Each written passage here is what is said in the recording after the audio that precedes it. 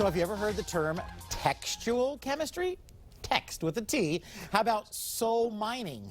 If you're single, you may not know these dating terms by heart, but you've probably still experiencing the frustration. We have local professional matchmaker Kate O'Connor here with us to break down these dilemmas and share tips about all things dating. First of all, thanks for being here today. Yes, thank you for having me. Coming up on my 15-year anniversary, or wedding anniversary in July, so... and we courted for 5 years before that, so I'm kind of been out of the dating pool for decades. Okay, all right. For the dating scene.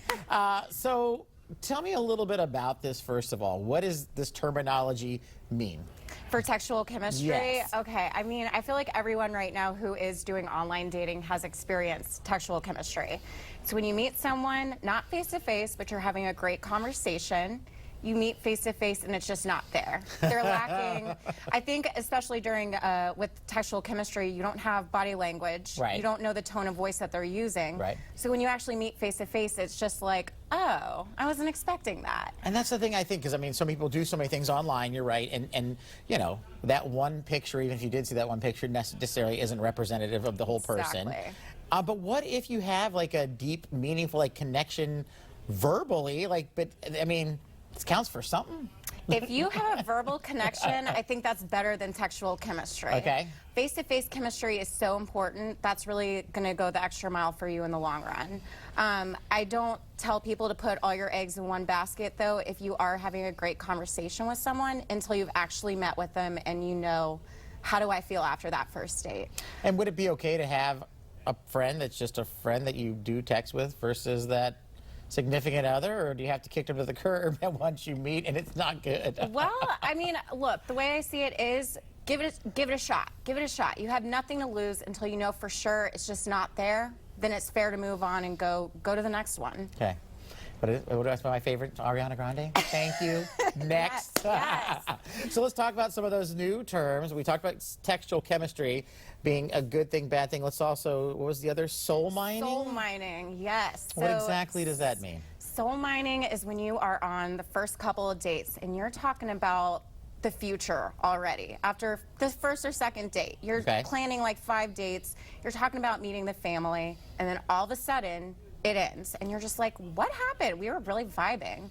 But that's soul mining. It's somebody who drains your soul a little bit with the conversations and hope, and then, dang, they let you down. So that's really what soul mining is.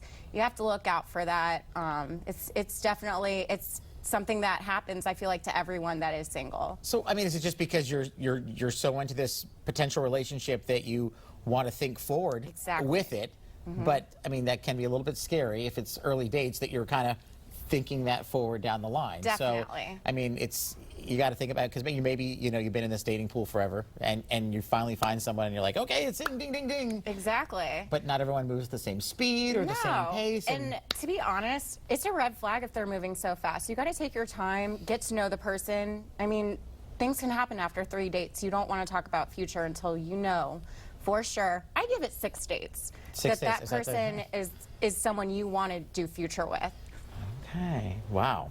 So tell me a little bit about just dating in general. So what's the best approach here then? I mean, should we not be looking in the swiping? Should we try to find people more face-to-face? I think face-to-face, gosh, you can waste so much time on those dating apps. And I feel like that's something I hear a lot of my clients that come to me is they've been doing online dating, it's not working for them. So I think the face-to-face is something that is so important. I mean, matchmaking, I'm a matchmaker, it's what I do, but like, I love having that face-to-face. I get to know these people really well, and setting them up together based off of personality and interest is really going to go the extra mile with a relationship. Okay. I mean, I think sometimes you can kind of hide behind that text wall or behind that. There's a lot of people that do that. Yeah. So you definitely want that face-to-face and know for sure that. Where can we get more information from you or learn more about this dating process? Go to itsjustlunchdc.com, fill out a submission, and we'll fill you in on all the information. Make it happen. Yeah. All right. Well, thanks, Kate, so much for being here today. Thank you I'm so learning much. some new terms here, so maybe I'll be prepared when my daughter starts to date. Yes. When she's 37. We're going to take a quick break. We'll be back with more Let's Talk Live right after this.